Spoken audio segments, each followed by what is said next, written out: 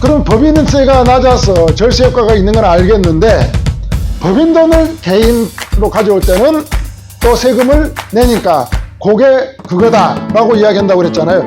그런데 법인 돈을 개인 쪽으로 가져올 때 한 가지 방법만 생각하시는 분들이 그렇게 이야기할 수 있죠. 오로지 배당뿐이 없다. 배당 소득세 내니까 그게 그거다라고 생각할 수 있겠지만 배당으로만 가져올 수 있는 게 아니라 주식을 가졌기 때문에 주식을 거래함으로써 가져올 수 있는 방법들과 또 법인은 자본금이라는 개념이 있거든요. 자본금을 늘리고 줄이는 과정에서 자본 잉여금을 활용해서 가져오는 것 방법과 또 그 자본금 그 자체를 줄임으로써 가져오는 법인 전환하는 과정에서 자본금을 추후에 얼마로 가져갈 거라는 걸 예상을 해서 그 금액을 정해놓고 작업을 잘하면 세금이 법인돈 가지면 아예 없거나 최소 금액으로 가져올 수 있는 방법들이 있다는 겁니다. 그런데 오로지 배당 아니면 급여뿐이 없다고 판단하니까 법인돈 가져오는데 법인전하고 나면 소득세는 줄였지만 법인세도 내야 되고 소득도 내야 되니까 그게 그거다 하는데 법인돈을 가져오는 방법을 모르는 상황에서는 그게 맞지만 법인돈을 합법적으로 합리적으로 잘 가져올 수 있는 구조를 잘 짜는 상태에서 법인전을 하면 그거는 문제될 것 없다. 조세특례제한법을 활용하면 법인전환하는 스포일 비용을 줄일 수 있다. 양도소득세도 이율 가져시킬 수 있고 경우에 따라서는 취득세도 50% 업종에 따라서 감면 받을 수 있다.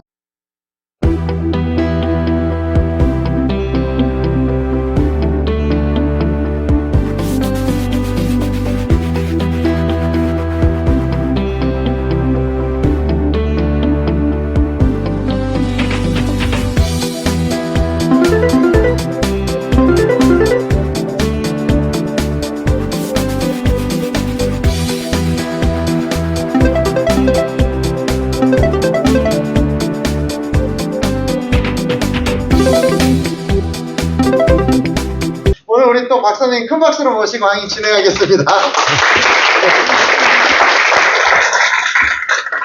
예, 반갑습니다. 개인사업자, 지난 시간에 제가 했던 내용이 이런 내용이었어요. 개인사업자 이해해야 된다, 세금 관계 이야기를 했고요.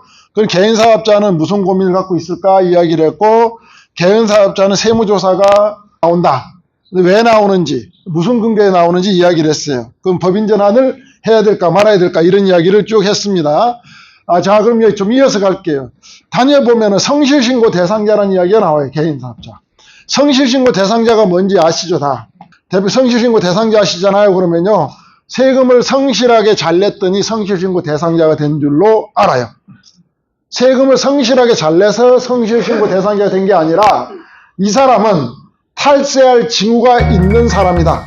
믿지 못하겠다라고 선정해 놓은 사람이라고 보시면 돼요. 자, 그러면 그래서 뭐랄까? 원래 세금 신고는 당사자가 신고를 하는 거죠. 당사자가 신고를 해요. 누가?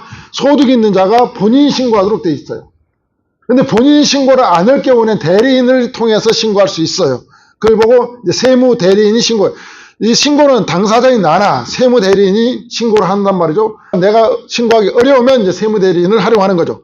이때 모든 세금은 당사자인 내가 신고하는데 성실 신고 대상자한테 대해서는 당사자인 내가 신고한 것에 대해서는 인정을 안 해줘요.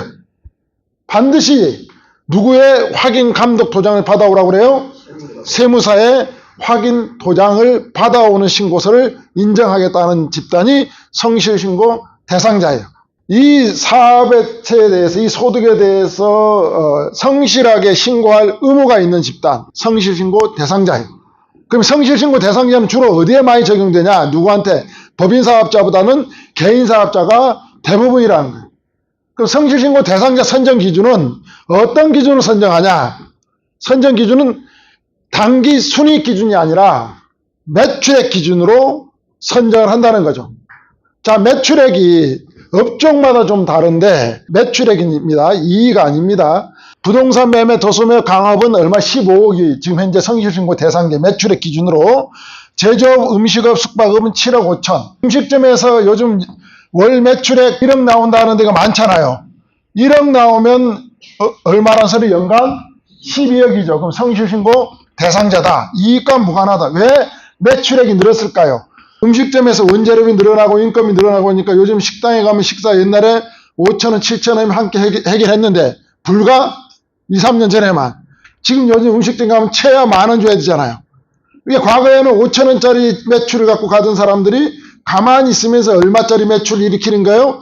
10,000원짜리 일으키는 거예요. 그러니까 매출이 배가 늘었어요.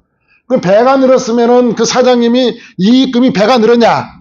아니라는 거예요. 오히려 이익금은 감소할 수도 있습니다. 부대 비용이 늘어서 더 가격을 올린 거니까. 그러니까 과거에는 성실신고 대상이 아니던 사람이 가만히 있으면서 경제 상황, 이런 여건 때문에 바로 매출액이 늘어서 성실신고 대상자가 되신 분도 상당히 많이 있다. 이 보건업, 부동산 임대업, 여가 서비스, 기타 개인 서비스는 5억 이상이에요. 자, 여러분들은 여기서 어디에 들어갈까요? 예, 5억 이상이면 여러분들은 성실신고 대상자다. 그러면 성실신고 대상자 벗어나고 싶어 하겠죠. 심리적으로. 국세청에서 주시하고 있으니까 아주 성실하게 잘 신고하더라도 약간 좀 뭐라 그럴까 심리적으로 벗어나고 싶은, 타겟에서 벗어나고 싶은 생각이 있겠죠. 그러니까 성실신고 대상자에서 벗어나려고 그러면 어떻게 하면 되냐? 법인 전환을 하면 된다는 거예요. 지금 내가 매출액이 50억이에요. 제조, 도소매업은 50억이에요. 지금 현재 매출액. 성실신고 대상자예요. 법인 전환하면 어떻게 될까요? 매출액이 그대로 50억이 가죠. 법인으로 가면 50억이 영세 사업자가 돼요. 보호해줘야 될 사업자. 자, 법인에서 매출액 기준으로 대략 영세 사업자 기준을, 매출액 기준으로 얼마로 보고 있을까요? 100억 정도는 힘든 사업장이구나 라고 해서 국가에서 보호해주고 정책도 배려해주고 중소기업이다, 소기업이 돼서 배려를 해주고 있단 말이죠. 근데 이 개인사업을 하고 있으니까 얘 부자네? 라고 이야기한단 말이죠. 부자니까 세금을 좀 잘 걷어가야 되겠다 생각을 하고 있는데 법인전환을 가버리니까 얘 좀 도와줘야 되겠네? 이렇게 바뀐다는 거죠. 개인사업자를 가지고 계속 세무적 리스크로 노출돼서 가는 것보다는 법인전환을 하면 세무적 리스크에 노출되는 것을 차단할 뿐만 아니라 오히려 도와준다는 겁니다. 정책적으로 세제 혜택도 주고. 그래서 법인전환이 필요성이 있다. 그런데 모두 다 법인전환하고 나면 지금 현재 매출액을 100억 얻은 사람이 딱 바로 받겠어요. 법인전환으로. 그러면 바로 성실신고 대상자에서 빠지는 게 아니라 과거엔 바로 빠졌어요. 왜 그러냐면 성실신고 대상자는 세원관리를 소득세. 그러니까 소득세과에서 관리를 해요. 소득세과에서 관리를 하고 법인에는 세원이 뭐예요? 세원관리를 법인세잖아요. 그러니까 법인세과예요. 그러니까 세원관리하는 부서가 다르다는 거죠. 쉽게 말하면 이렇게 표현해. 인사팀과 영업팀에서 관리하고 있다 보시면 돼요. 그럼 인사팀에서 관리하고 있는 데이터와 영업팀에서 관리하고 있는 데이터가 교류가 잘 안 돼요. 그러니까 개인 소득세과에서 관리하던 이상선을 쫙 이제 관리를 해왔어요. 야, 얘 좀 이렇게 한 3년 정도 모아서, 4년 정도 모아서 세무조사를 가서 좀 세금을 걷어가야 되겠다 판단하고 있었는데 얘가 갑자기 싹 사라졌어, 데이터가. 폐업 신고를 하면서 어디로? 법인으로 확 가버렸어요. 법인 사업자로 오니까 얘는 신규가 되는 거야. 그러니까 여기서 하려고 했던 데이터가 사라져 버리니까 방법이 없어지잖아요. 그러니까 이 개인 사업자들이 법인 전환을 가면 세원 관리 측면에서는 그런 문제점이 발견된 거죠. 그래서 어떻게 했을까요? 넘어가더라도 몇 년간? 3년간은 성실신고 대상자와 준하는 수준의 관리를 한다라고 보시면 될 것 같습니다. 개인 사업자 법인 전환하면 3년간 지나고 나면 이제 벗어난다고 그래요? 계속 성실신고 대상자라고 그래요? 벗어난다고 그러잖아요. 근데 벗어나지 않는 사람이 있어요. 법인 전환이 되더라도. 누가 벗어나지 않습니까? 이 사람들은 끝까지 법인 전환을 하더라도 성실신고 대상자로 가게 되어 있습니다. 누구냐면 이런 사람들. 3가지 조건에 모두 충족되는 분들은 성실신고 대상자로 끝까지 간다. 자, 첫 번째 조건이 뭐냐? 부동산 임대업을 하시는 분들. 부동산 임대업을 주된 사업을 하는, 부동산 임대업도 있고 다른 상품 매출도 있을 수 있잖아요. 비교해서 부동산 임대업을 주업을 하는 50% 이상 매출액을 가지고 있는, 오로지 부동산 임대하는 분은 당연히 해당이 되고, 부동산 임대업도 하고 다른 업종도 하시는 분들은 부동산 임대업으로 일어나는 매출액이 50% 이상이 일어나는 분들, 첫 번째 조건. 두 번째 조건이 뭐냐? 상시 근로자 수가 5인 미만인 곳. 근데 부동산 임대업을 하면서, 주된 업을 하면서 근로자가 6인이면은 법인 전환하면 성실신고 대상자에서 벗어난다.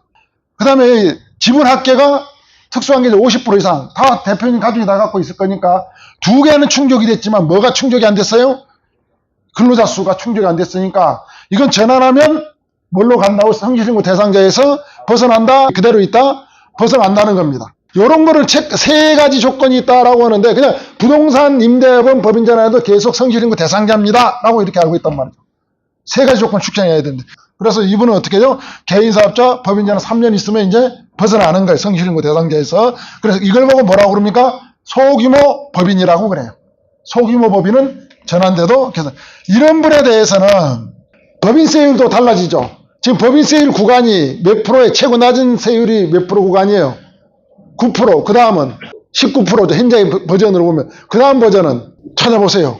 자꾸 답을 주니까 이제 날로 먹으려고 그러네, 전부 다. 자, 여기가 9% 구간일지언정 이 매출의 순이익 구간이 이런 성실신고 임대업에 해당되는 분들은 어떻게 된다고? 9%를 적용해 준다고 그래요? 안 해준다고 그래요?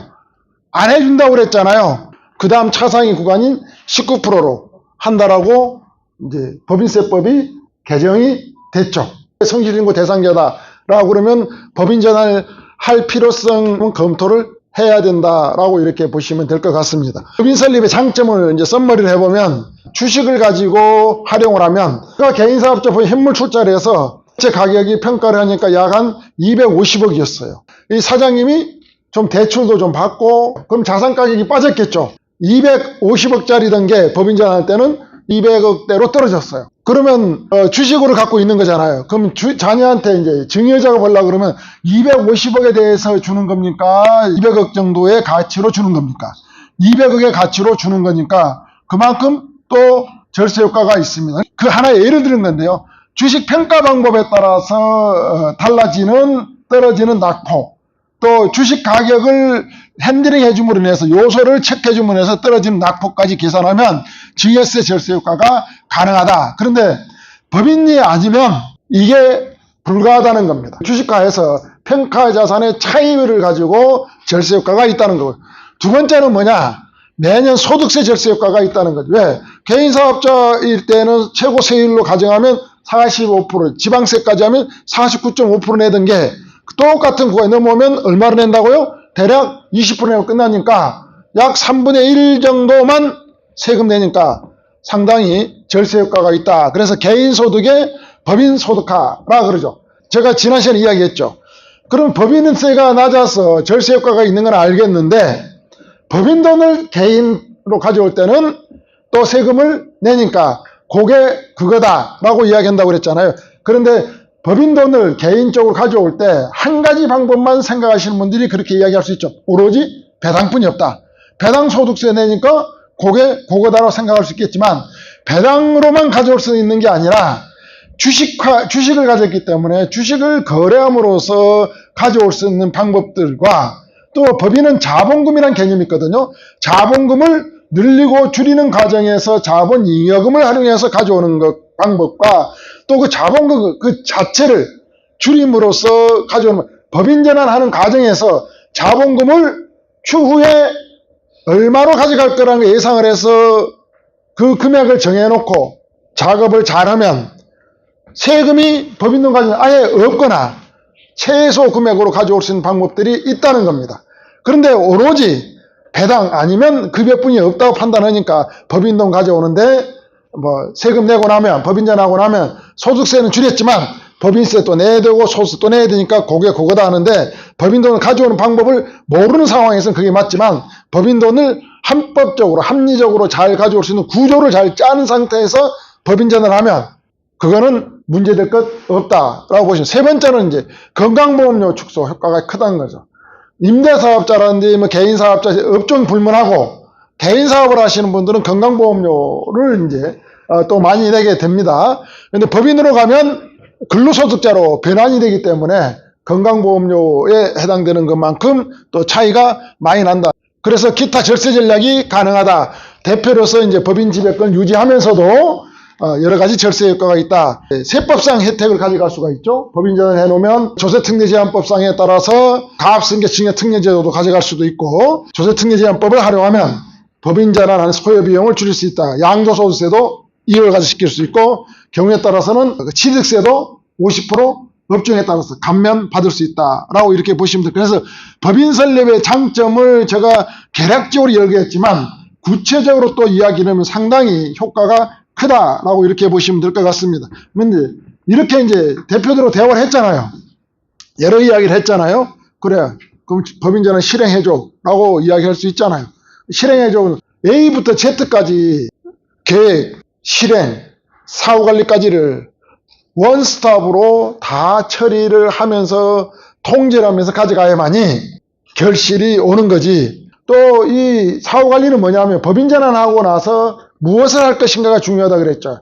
무엇을 할까 중요한데 이걸 자녀한테 승계할 것인가, 자녀한테 승계하려고 그러면 어떻게 할 것인가가 사후관리 단계입니다. 또 반대로 법인전환하고 나서 이걸 법인을 처분할 것이다. 법인을 처분할 것이다. 부동산을 처분할 것이다. 전환하고 나서 그렇게 했을 경우에 어떠한 방식으로 처분하는 게 효과가 있는지에 대해서 이제 이야기가 가는 게 바로 사후관리 단계다라고 이렇게 보시면 될 것 같습니다. 파트너를 찾아야 되겠죠. 그래서 그 파트너와 같이 진행이 돼야만이 이제 되겠죠.